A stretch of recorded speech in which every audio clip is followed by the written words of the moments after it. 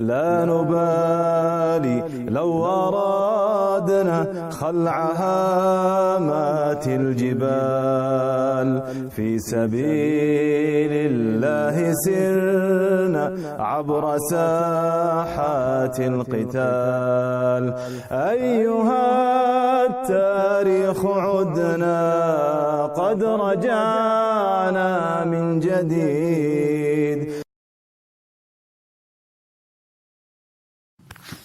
السلام علیکم ورحمۃ اللہ وبرکاتہ. مذکورہ بالا سوال کا جواب یہ ہے کہ جب کوئی شخص کسی کام کی طرف متوجہ ہوتا ہے تو اس سے یہ معلوم نہیں ہوتا کہ پوری دنیا میں جو لوگ اس کام کی طرف متوجہ نہیں ہو رہے اور یہ متوجہ ہوا ہے تو یہ سب سے افضل ہے. اس سے یہ بات معلوم نہیں ہوتی. اور اس کی دلیل یہ ہے کہ نبی کریم صلی اللہ علیہ وسلم جب مدینہ تشریف لائے تو لوگوں کو نماز کے لیے جمع کرنے کے بارے میں مشورہ ہوا اور مختلف لوگوں کے ذہن میں مختلف قسم کی چیزیں آئی. بعض نے کہا کہ آگ جلائیں گے، بعض نے کہا جھنڈا بلند کریں گے، بعض نے کہا بانسری بجائیں گے. تو ایک صحابی وہ گھر گئے اور گھر میں یہ فکر تھا کہ کس طرح نبی کریم صلی اللہ علیہ وسلم یعنی جو چیز طلب کر رہے ہیں اس کے بارے میں کیا ہوگا. تو وہ سو گئے اور خواب میں اذان کا وہ سنا. اس کے پاس بانسری تھی ایک آدمی کے پاس. تو اس نے کہا یہ بانسری مجھے دے. اس نے کہا تم اس سے کیا کرو گے؟ تو کہا میں اس سے لوگوں کو نماز کے لیے بلاؤں گا.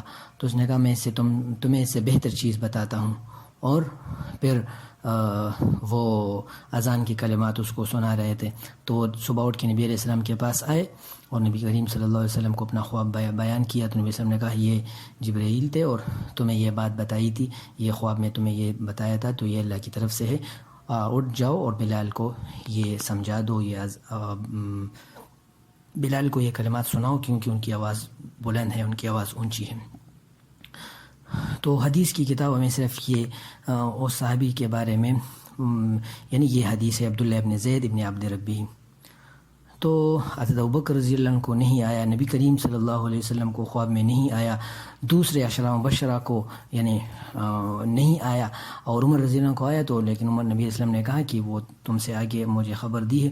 تو یعنی حضرت علی رضی اللہ عنہ کو، حضرت دیگر لوگوں کو وہ نہیں آیا، صرف یعنی اس آدمی کو آیا. تو کیا اس سے یہ معلوم ہوتا ہے کہ یہ آدمی افضل ہے اور دوسرے لوگ افضل نہیں ہیں؟ نہیں، یہ اس سے معلوم نہیں ہوتا.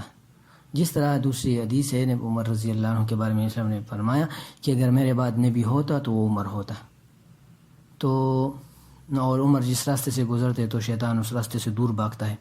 تو کیا اس سے فضیلت معلوم ہوتی ہے کہ وہ ابوبکر رضی اللہ عنہ سے افضل ہے، حالانکہ ابوبکر رضی اللہ عنہ سب سے افضل ہے؟ تو یہ یعنی جزوی باتیں ہیں، جزوی کام ہیں. ہمارے اکابر وہ بڑے بڑے کام کر رہے ہیں الحمدللہ، ان کی بہت زیادہ خدمات ہیں. تو اس کی مثال ایسی ہے جیسے کہ کوئی آدمی یعنی وہ 29 شعبان کو وہ چاند دیکھ رہا ہے اور اس نے چاند دیکھ لیا.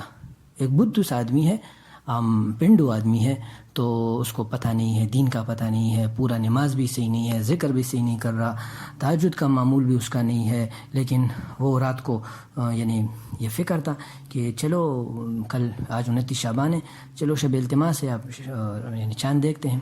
تو اس نے چاند دیکھ لیا اور دوسرے لوگوں کو بلایا اور اس نے بھی چاند دیکھ لیا اور اس کی گواہی پر روزہ ہو گیا. تو کیا سے فضیلت یہ ثابت ہوتی ہے؟ کوئی بھی اس کو نہیں جانتا، نہ اس کی فضیلت ثابت ہوتی ہے. یا کوئی آدمی اس کو رات کو نیند نہیں آ رہی تھی تو وہ اٹھ گیا اور اٹھتے ہی اس نے دیکھا تو فجر کاذب ہوا، تو اس کو شک ہوا. پھر نیند نہیں آ رہا تھا تو اس نے دیکھا کہ یعنی سورج طلوع ہو گیا اور وہ نماز یعنی فجر طلوع ہو گیا. تو وہ مسجد کے میں نماز کے لیے آیا. تو اور دنوں میں نہیں، صرف اس دن. تو کیا جو آدمی تہجد کر رہا ہے، جو آدمی یعنی پوری رات نفل پڑھ رہا ہے، قرآن پڑھ رہا ہے، ذکر کر رہا ہے، تو وہ آدمی افضل ہے یا یہ افضل ہے؟ کوئی بھی اس سے نہیں کہتا کہ بھئی یہ افضل ہے. اور وہ رات کو پھر کہہ رہا تھا کہ میں نے صبح دیکھ لیا، صبح ہو طلوع ہو رہا تھا، یا میں نے رات کو چاند دیکھ لیا. تو اس سے کیا معلوم ہوتا ہے کہ یہ آدمی افضل ہے؟ اس سے افضلیت ثابت نہیں ہوتی. افضلیت اس وقت ہوتی جب وہ اس کو یعنی اپنی افضلیت ثابت کرے اور دوسروں کو حقارت کی نگاہ سے دیکھ رہا ہے. یہ تو پہلی بات تو یہ ہے. تو امام مہدی وہ چاند کی طرح ہے, وہ سورج ہے, اس کی یعنی اس کی خلافت سورج کی طرح پوری دنیا پہ نافذ ہوگی. وہ چاند ہے تو چاند کی طرح وہ نبی کریم صلی اللہ علیہ وسلم جس طرح چاند تھے تو اس کے نواسے حضرت امام مہدی علیہ رضوان وہ بھی چاند ہوں گے. تو جو آدمی چاند کو پہلی رات کو دیکھ لے تو اسے تو معلوم نہیں ہوتا کہ یہ یعنی اور وہ اس کے ساتھ نہ ہو. بحیرہ راہب کو تو پتہ تھا لیکن اس کے ساتھ نہ ہوا تو کیا ہوا, وہ تو اسے تو نجات معلوم نہیں ہوتا. یا یعنی ابو طالب کو تو پتہ تھا لیکن پتہ ہونے سے یعنی جاننے سے وہ معلوم نہیں ہوتا بلکہ ماننا اصل ہے. تو جو آدمی مانے اور اس کے ساتھ پھر ہو جائے اور اس کے ساتھ ہجرت کرے, اس کے ساتھ نصرت کرے, اس کے ساتھ جہاد کرے, تب اس کے ساتھ بیعت کرے, تب اس کی فضیلت ثابت ہوگی. اور اس کو بھی ڈرنا چاہیے, یعنی یہ سب کام کرے پھر بھی اپنے ایمان پر ڈرنا چاہیے, کیونکہ ایمان نام ہے خوف اور یعنی طمع کا, رجا اور کا نام ہے اور خوف کا نام ہے ایمان. تو پہلی بات یہ ہے, یہ عقلی سی بات ہے, اس کو سب لوگ سمجھتے ہیں, یہ کوئی ایسی بات نہیں ہے کہ اس سے.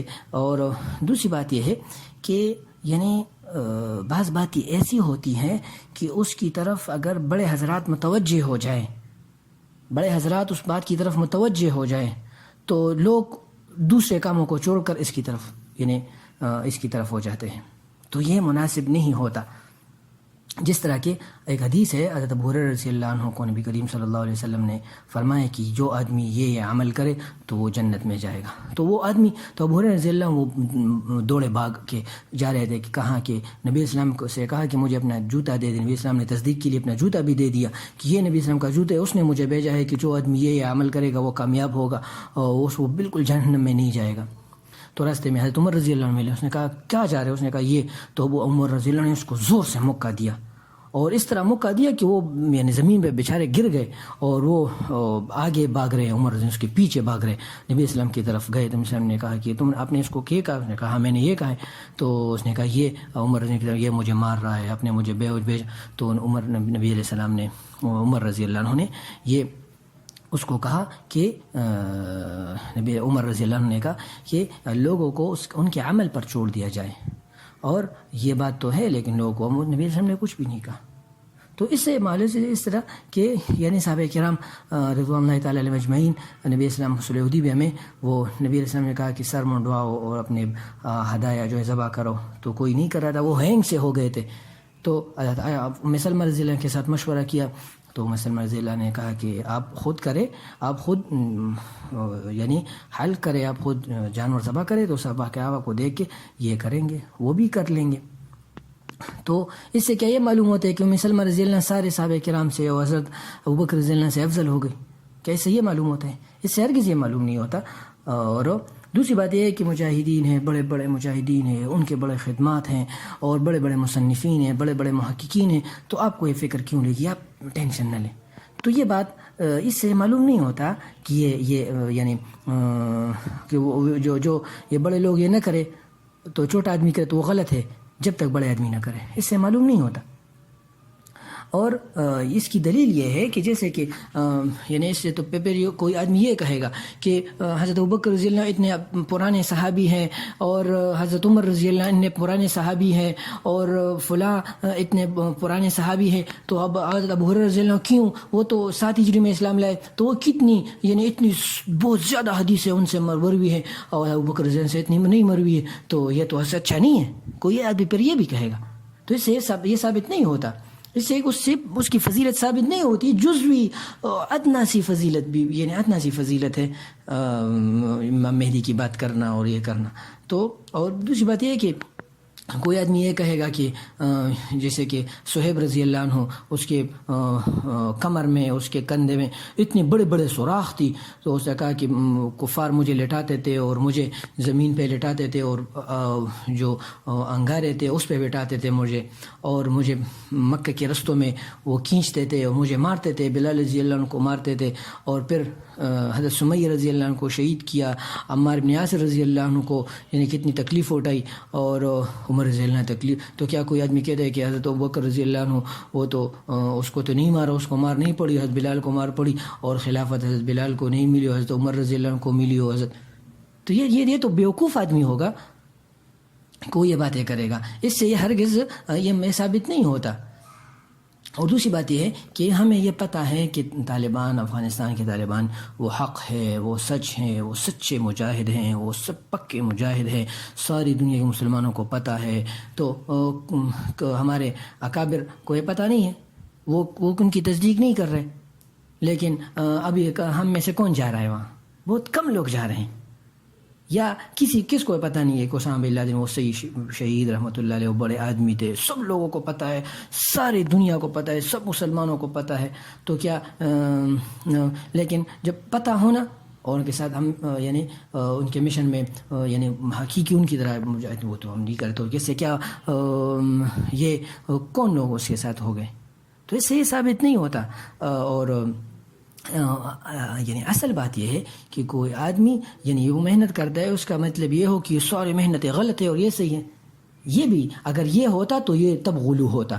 یعنی اگر کوئی مدرسہ کا یعنی مدرسے میں تدریس کر رہا تھا، اس نے تدریس چھوڑ دی، امامت کر رہا تھا، اس نے امامت چھوڑ دی، اور تصنیف کر رہا تھا، تصنیف چھوڑ دی، فتویٰ دے رہا تھا، فتویٰ چھوڑ دیا، نماز پڑھ رہا تھا، نماز چھوڑ دی، روزہ رکھ رہا تھا، روزہ چھوڑ دیا، حج کر رہا تھا، حج کو چھوڑ دیا، والدین کی خدمت چھوڑ دی اور بچوں کی خدمت چھوڑ دی، اپنے فرائض منصبی کو ترک کر دیا، اور پھر صرف مہدی کی طرف متوجہ ہوا، تو تب کوئی آدمی کہہ سکتے کہ یہ غلو ہے؟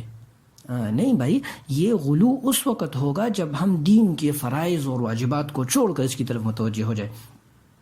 اور اس کی مثال یہ ہے کہ مثلا کوئی آدمی ختم نبوت کی محنت کر رہا ہے، تو نماز بھی پڑھ رہا ہے، وہ روزہ بھی رکھ رہا ہے، وہ تدریس بھی کر رہا ہے، لیکن وہ ختم نبوت کی محنت کر رہا ہے۔ دوسرا آدمی وہ سیاست کر رہا ہے، تو وہ نماز بھی پڑھ رہا ہے، روزہ بھی رکھ رہا ہے، حج بھی کر رہا ہے، یعنی دین کے جتنے فرائض منصبی ہے، ان کے حقوقی زوجیت وغیرہ وہ بھی کر رہا ہے، اور سیاست بھی کر رہا ہے، تو سیاست کر رہا ہے۔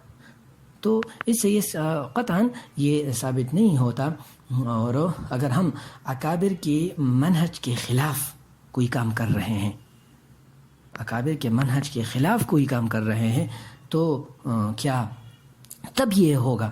نہیں، ہم تو اپنے اکابر کی یوسف لدھیانی رحمۃ اللہ علیہ جو کہ اصل حضرت قرآن سنت کے آئینے میں وہ کتاب، حضرت مولانا بدر عالم مرٹی صاحب رحمۃ اللہ علیہ کی کتاب، حضرت مولانا مفتی ابوالبابا صاحب رحمۃ اللہ علیہ کی کتاب، اور اس میں جو بات کا محل نظر ہو تو قرآن و حدیث کے دلائل کے ساتھ ادب، غایت ادب و احترام کے ساتھ کوئی آدمی ان باتوں پر کلام کر رہا ہے اور ان کے سامنے اپنے اعتراضات پیش کر رہا ہے، اپنے تسامحات پیش کر رہا ہے، تو اس سے نہ تو کسی کی فضیلت معلوم ہوتی ہے، اور نہ تو یہ امام مہدی علیہ رضوان کی محنت کرنا، خلافت کا محنت کرنا، یہ ہم سب کا یعنی ایک ذمہ داری بنتی ہے کہ ہم یعنی اس کی طرف متوجہ ہو جائے اور اس کی طرف یعنی وہ کرے، اس کی طرف یعنی اپنی ذمہ داری شمار کریں، اور لوگوں کو فتنوں سے، لوگوں کو یعنی جو رونما فتنے، نبی کریم صلی اللہ علیہ وسلم کی جتنے حدیث ہے تقریباً 7,000 سے زیادہ احادیث کتاب الفتن سے متعلق ہیں۔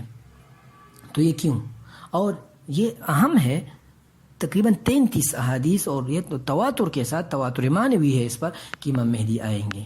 تو کیا امام مہدی آئیں گے تو اس کی وہ اچانک آئیں گے؟ اچانک کیسے آئیں گے؟ یہ کیسے ہو سکتا ہے کہ پوری دنیا پر اچانک اس کا خلافت آ جائے؟ یہ ممکن نہیں ہے، اچانک یہ کام نہیں ہوگا۔ جیسا کہ سیدنا ابوبکر رضی اللہ عنہ، اس کی خلافت وہ سب سے افضل ہے امت میں انبیاء کے بعد، تو کیا اس کی خلافت اچانک قائم ہوئی؟ نہیں، باقاعدہ مشورہ ہوا، باقاعدہ نبی صلی اللہ علیہ وسلم نے اس کے پہلے سے کہا کہ میرے بعد ابوبکر کا مرتبہ افضل ہے، اور قرآن میں اس کا ذکر آیا، 3-4 مرتبہ اس کا ذکر آیا، اور نبی صلی اللہ علیہ وسلم نے اس کو امامت کے لیے آگے کیا۔ اور تو کیا تو لوگوں کو پتہ تھا، اس کو بھی پتہ تھا۔ پھر سقیف بنی ساعدہ میں باقاعدہ بات ہوئی، تب جا کے بیعت ہوا، تو تب یعنی خلیفہ مقرر ہوئے۔ تو اس سے یہ معلوم نہیں ہوتا کہ یعنی ابوبکر رضی اللہ عنہ افضل ہے، تو امام مہدی ان کو پہلے سے پتہ تھا، لوگوں کو پہلے سے پتہ تھا، ان کی قربانیاں تھی، تو امام مہدی کو کیسے ایسے اچانک یہ سب کچھ ہوگا؟ یہ نہیں ہوگا۔ یہ یعنی یہ خیالات کی دنیا نہیں، یہ تو یعنی یہ ایک فرض منصبی ہے جو وہ سنبھالیں گے۔ تو یہ مغیبات کی باتیں تو یہ جن اصول پر مبنی ہے، ان اصولوں کی روشنی میں کرنا چاہیے۔ اور جہاں تک شیعوں کی بات ہے، تو یہ سب شیعہ اور سنی دونوں کا عقیدہ ہے، یہ شیعوں کے ساتھ خاص نہیں ہے، بلکہ سارے مسلمانوں کا متفق عقیدہ ہے۔ تو جو عقیدہ شیعوں کا بھی ہو تو ہمارا عقیدہ، تو کیا ہم اس کو شیعہ ہونے کی وجہ سے ہم اس کو چھوڑیں گے؟ کیوں؟ کیوں چھوڑے ہم اپنے عقیدے کو؟ یہ تو ہمارے اکابر کا عقیدہ ہے، ہمارے اسلاف کا عقیدہ ہے. تو شیعوں کے عقیدے ہونے سے تو معلوم نہیں ہوتا کہ وہ تو غائب سمجھتے ہیں ان کو، وہ تو اس کو معصوم سمجھتے ہیں، معصوم نہیں سمجھتے. وہ تو کہتے ہیں کہ وہ غار میں ہیں، ہم کہتے ہیں غار میں نہیں ہوں گے. وہ کہتے ہیں کہ وہ نظروں سے غائب ہے، ہم کہتے ہیں نہیں، وہ دنیا میں عام انسانوں کی طرح پیدا ہوں گے. لیکن وہ کہتے ہیں کہ اپنے کسی کو پہلے سے معلوم ہے. تو اب کیا ہم اس کی یہ کیا ہے کہ شیعوں کی مخالفت میں ہم اس کو یہ کہیں کہ وہ پہلے سے معلوم نہیں ہوں گے؟ کیوں؟ قرآن حدیث میں کہاں سے ثابت نہیں ہے کسی، یعنی ایک نص سے بھی ثابت نہیں ہوتا، صریح نص سے ثابت نہیں ہوتا کہ مہدی کو پتہ نہیں ہوگا. مہدی کو پتہ ہوگا. نبی علیہ السلام کو پہلے سے یعنی شق صدر سے اور بحیر راہب کے ساتھ ملنے سے اور ہر پتھر اور حجر اور شجر آپ پر سلام کر رہے، مسلم کی روایت ہے، اس سے معلوم نہیں ہوتا. اور یعنی نبی علیہ السلام کو اشارے مل رہے تھے یہ سارے. تو ہاں یہ قطعی بات ہے کہ اس سے اب نبی نہیں ہوئے جب تک جبریل امین ہے. تو اس مہدی کو بھی اللہ اندازہ ہوگا، لوگوں کو بھی اندازہ ہوگا، لیکن قطعی طور پر ان کو پتہ نہیں ہوگا جب تک باقاعدہ رکن و مقام کے درمیان بھید نہ ہو جائے. اللہ ہمارے ذہن کو اس موضوع کے لیے کھول لے، اور اللہ ہمارے ذہن میں یہ موضوع یعنی ہمیں اس کی سمجھ عطا فرمائے. صلی اللہ تعالی علی خیر خلقی محمد و آلہ و صحبہ اجمعین.